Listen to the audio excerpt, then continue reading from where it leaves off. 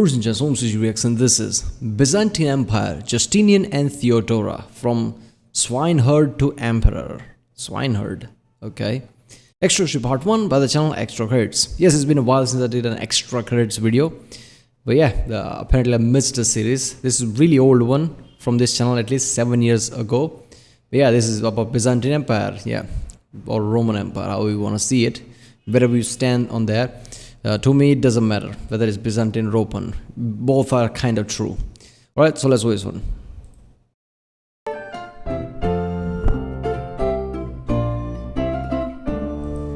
The West has fallen. Britannia was abandoned centuries ago. Gaul is overrun by the Franks. Hispania is a Visigothic province now, and North Africa has fallen to the Vandals. Worst of all, Italy, and thus Rome itself, has become an Ostrogothic kingdom. Only the East still stands. But even in the east, Huns and Bulgars press in on the north, and in the south, war rages with the mighty Sassanid Empire. Not even Anatolia, the heart of the empire, home of Constantinople herself, is safe. And yet today, all around us, we see the legacy of Eastern Rome. In the heart of Istanbul stands the Hagia Sophia. Its great domes housed the largest... Look, all the major powers in the world that were established in past few centuries, past multiple centuries, kind of are descendant from the Roman/Byzantine Empire, right? There's a reason why lots of like US and every other place that in constitution, in law, in many places, with lots of Roman things and Byzantine things are implemented. Justinian's code, I think was called, right? The laws that he wrote is implemented many laws around the world in many countries, right? That was a surprise for me when I learned that. But yeah, so it's not hard to see like how lots of European countries and American countries, USA basically, Canada, whatever. I don't know if Canada, but yeah, USA and lots of European countries basically, shows Byzantine, Roman, culture in fashion in many places. It kind of makes sense. Cathedral in the world for 1,000 years, and even now, 1,500 years after its construction, it stands as a wonder for us all. Every day in courtrooms half the world over, decisions are made rooted in the legal framework laid out in the Corpus Juris Civilis. Yeah, there you go. And in the apse of the Basilica in San Vitale, if you look up, you will see the most renowned emperor of the East looking down on you from a mosaic nearly 1,500 years old. And these things that are left to us are almost all the work of one man, one emperor. Justinian.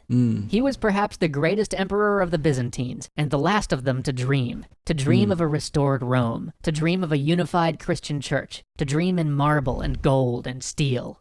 Never again would the Roman Empire see the heights it saw under this one man, and never again would anyone come so close to bringing the West back into the light of Rome.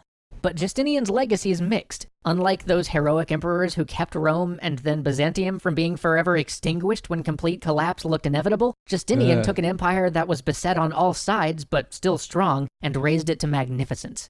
But in doing so, he may have gambled too many of its resources, expended too much of its strength on a dream. Justinian is one of my favorite Roman emperors because he had the boldness to dream in a way that no one else did, and he had the energy, the drive, and the capacity to back up those dreams. He was intelligent, wise, diligent beyond measure, working tirelessly for his people, but his reign was not without blood, not without miscalculations, and not without human failings and distrust. And so for the next few weeks, we'll dive into the reign of this most spectacular emperor, and his renowned empress, Theodora. But before we can get to Justinian and Theodora, we have to talk about Justin, the uncle to Justinian, without whom Justinian may never have been. Because before Justinian was an emperor... For me, Roman/Byzantine Empire, Justinian is not the top of it, right? Like the best of the best. That's not the case for me. But, Justinian definitely is one of the top one. Because after the fall, right, all the big emperors you can name of post-Augustus, right, basically had Rome as a stable entity, right? Even though Rome faced lots of threats, Rome was still like, untouchable entity there, powerful. Right? Everybody had just defended that, right? Obviously, in some cases, Rome almost nearly collapsed before somebody could just regain it, right? But in Justinian case, Rome actually fell. That's it. It's done. Now only Byzantine Empire is left, which they didn't call it Byzantine. Obviously, they call it whatever, Rome, Eastern Rome, whatever. But still, the mighty Roman Empire after 1,000 years or something, fell there. So from there, obviously he had his Eastern Roman Empire that was kind of stable, Constantinople and things. But from there he went to basically conquer, almost conquer all the places that fell in begin with, right? And restoring the Roman Empire that he envisioned. That's badass shit. He was a peasant, and before he was Justinian, he was Flavius Petrus Sabatius. He changed his name to honor his uncle and benefactor, Justin. Justin's one of those wild American dream sort of stories. He himself began as a peasant farmer in a remote western corner of the empire. He spoke Latin in a world that had become almost entirely Greek and owned nothing but the clothes on his back. But despite all this, he made his way to that monumental city, the heart of the empire, Byzantium, and sought his fortune. He joined the army and was assigned to the palace guard. He quickly rose through the ranks, and as he did so, he brought his family to join him. Having no children of his own, he doted on his nephew, young Flavius Petrus Sabatius. And while he, Justin, was an illiterate farmer, he was determined to give his young nephew Sabatius the finest education in law, theology, and rhetoric. He also made sure to get Sabatius appointed to the royal guard, and in gratitude, Sabatius took on the name Justinianus, or as we call him, Justinian. Then Justin, and by extension Justinian's big break came. When the Emperor Anastasius, the emperor who Justin served, died, he left the throne without an heir, and a succession crisis began. Justin, at this point being the head of the Excubitors, or the Imperial Guard, and thus the only guy with troops in the capital city, was going to be essential to deciding who the next emperor would be. So one of the imperial officials tried to bribe Justin in order to get him to support their favored candidate. But Justin, probably at the suggestion of Justinian, promptly took the bribe and used it to bribe influential senators to support him instead. As he had the only troops in town and the support of the Senate, Justin was raised to the imperial purple. But Justin had no education. He only had experience as a soldier and a swineherd, and he realized he would need help running the empire. Doubly so because he was seen by many as less legitimate than the nephews of the previous emperor. I was just about to say that. Like, one guy is actually trying to bribe somebody because he had a candidate. He's not bribing, Justin there to make him the emperor. He knows that, that would never work. I have to find somebody who's legitimate. Justin's like, fuck all that, right? I'm the emperor now, right? I came from farming to all the way here. I'm not backing out now. Yeah, I can be emperor. Why the fuck not? Who were still alive. And for this help, he turned to Justinian. Justinian rapidly went to work, closing the rift between the church in Rome and the Byzantine church, an act which lent legitimacy to Justin's reign, while at the same time pardoning and promoting the most talented men who the previous emperor had imprisoned or condemned, securing Justin loyalty within the palace. Next, Justinian had to secure Justin's new reign on a military front, so he also made peace with a popular general named Vitalian, who had rebelled against the religious policies of Justin's predecessor, and still had an army inside Byzantine borders. Unfortunately, Vitalian was a little too popular, and in an act which displays the ruthlessness that Justinian tried to avoid but certainly wasn't above, Justinian had Vitalian assassinated shortly after he returned to Byzantium. Because Justinian was a man who just did everything at once, it was also about this time that he met Theodora. Theodora was intelligent, witty, charming. Yeah. So basically, Justinian just took out a notebook and just started to check like what are the powers, actual men and professional army. Okay, religion. Okay, so first he started with religion, right? So wait a minute. Yeah, so he started with religion because let's be honest, religion is the key thing, especially around this time. If you want to win over people, you don't want fucking revolts by any people like, oh, this is not legitimate, this and that. And then he secured the power, the army, right? So certain loyalists by releasing them, and actual getting professional army. But nobody backstabbed him. He just once they are under his hand, he just killed the general, whatever that was, right? Because he doesn't want him doing the same thing that Justin did and overthrow them, which is kind of this all requires balls, right?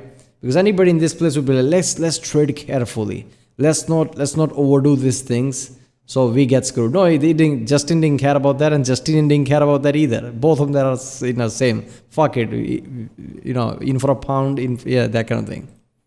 And always in for a penny, in for a pound. I don't know what the saying is. Center of attention wherever she went. But she was also an actress, and as was common for actresses at this time, had worked as a prostitute and an escort. So how did this former escort meet the man who was second only to the emperor himself? Well, she was an ardent supporter of the blue faction Oh, of the God. Demes. What the heck is a Deme, you might reasonably God. ask? The Stupid Demes were the chariot. chariot racing teams in Constantinople, and this may sound crazy, but they are absolutely essential to understanding Byzantine history. Yeah. They played an enormous role in the life of the average citizen of Constantinople. You can think of them as a sports club, a political organization, a community group, and a moving riot all rolled into one.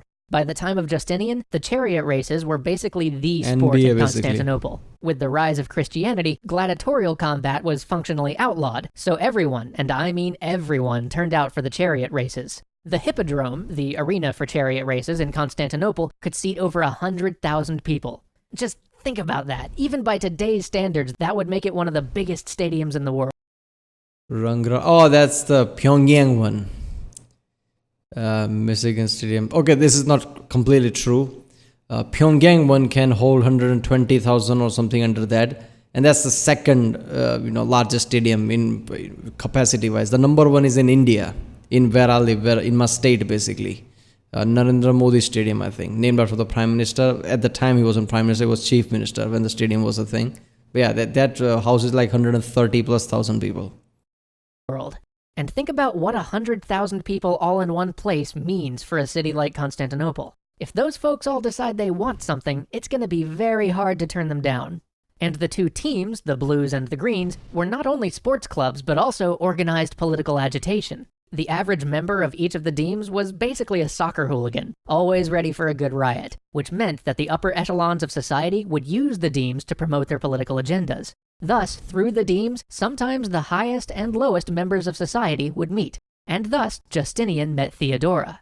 Justinian was a fanatical supporter of the Blues, often using his political clout to protect them from the law. The Blues served as a power base for him in the city, and in turn, he had the constabulary turn a blind eye when members of the Blues were involved in coercion or extortion or occasionally outright banditry. Through the Blues, Justinian and Theodora met and instantly fell in love. And although they lived together, they couldn't marry because there was a law against government officials marrying actresses, a law which he would get his uncle to repeal as soon as he had the power to do so. Unfortunately for Justinian and Theodora, Justin's wife, much as she loved her nephew, wouldn't let him repeal this law. But shortly after her death, the law was wiped from the books, and Justinian and Theodora became husbands. Yeah, see, actresses can also be escorts. I guess that's where the problem was, right? And there can be many reasons behind that. Somebody might have just thought of that as a security reason, like, they could be compromised before even coming into contact with any royalty or whatever, right? Emperor's son or whatever. And there could be major plot in play or whatever. So I guess that could have been the reason they just outlawed it. But yeah. Husband and wife. Justin followed his wife shortly thereafter, dying on the 1st of August, 527, leaving the empire in the sole hands of Justinian. Join us next time as we watch Justinian burst into action, see him implement all those plans he'd been dreaming of for years as his uncle's subordinate, meet the men Justinian employed to enact his grand project, and witness the true power of the Demes as 100,000 howling citizens nearly bring the reign of Justinian to an end. Damn. It is something, right? Being somebody from farm, going all the way to this, position, and now becoming, almost heir to an emperor because your uncle is now the emperor, right? You remember you were just, a farmhand, basically. Your uncle was owned a farm, and now you're suddenly in line to rule a fucking empire, and you studied your whole life, you're smart, and now you actually have plans for it. Like, holy shit, when I come to power, what am I going to do about it? That is some next level shit, right? I mean, when you have that kind of a leap, is that really hard to, really imagine, like, how much ambition Justinian had?